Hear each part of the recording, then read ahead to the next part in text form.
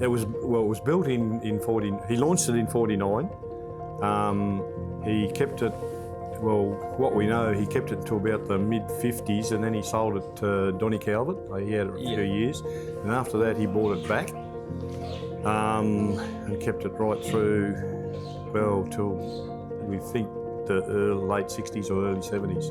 Oh, yeah, right, so he had it for a fair while. Had it for a fair while, yeah. But it was built down at Wattle Grove, up in the hills up there. He and Athol Rowe, one of his good friends, and Nick Cranny, they ventured up the Huon River and got a heap of Huon pine back in the day, and got it all milled up, took it back down to Wattle Grove, and I think they built it down there.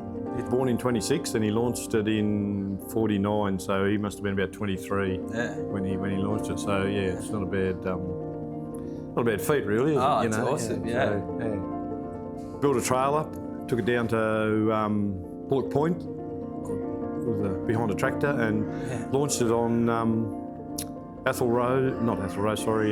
Athol Walter, that's what I mean, yeah. So Athol Walter started off down at Bullock Point there, so they took the boat down to Bullock. He put it on his slip, launched it down there, and then raced it in the Huon Yacht Club for a good many years, and did the regattas and of what we know of it anyway. Yeah, so it's been in the shed for 6 weeks or something, and we have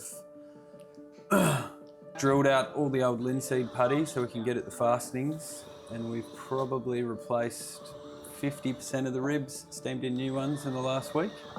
And so it's just been steaming in the morning and nailing all afternoon. We've pulled the stringers out, they're hanging up on the top of the shed there, they're in really good nick, like solid old blue gum, so they'll go back in. All the deck framing's been pulled, and we've just braced the boat to keep the shape into it. And you can see we've splined the top half a dozen planks just to lock in that shape, because the boat had been sitting in the shed for so long. The timber was dry as a bone, so we were able to get straight into that. Yeah, we'll probably have it fully reframed by the end of next week, and then it'll be on to deck framing. My grandfather built it, and there was always a bit of a strong desire to kind of get it back in the family through the, we were able to kind of keep a bit of a loose eye on it through the boat festival and things, and where it was over the years. And the Derwent class, all the boys being so tight knit, when word got around that she might be looking for a new home, we were pretty quick to jump on it and bring it back into the family. It's just lovely to have it kind of back, and for the guys here to do such an amazing job on it, and bring it back to our former glory. You can't have a bad time sailing on a D. They're such good fun. The camaraderie really amongst the guys is unreal. They're so competitive still, even though they are of completely of their time, and they're all they're all one design, but they've all got their little quirks. Some a bit on the outside of the planking or the inside, or little tweaks here and there.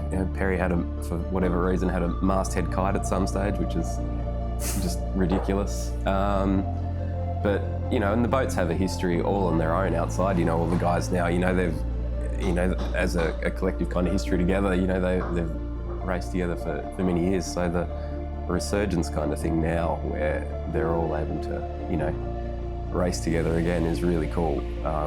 You look back through all the online articles and things, and you'd have 2 or 3 doing a Dover regatta in the 40s or something like that, and others were in town at the DSS doing other things, and it's that kind of, I guess, in a way, like competitiveness and kind of thing between them is really, really cool.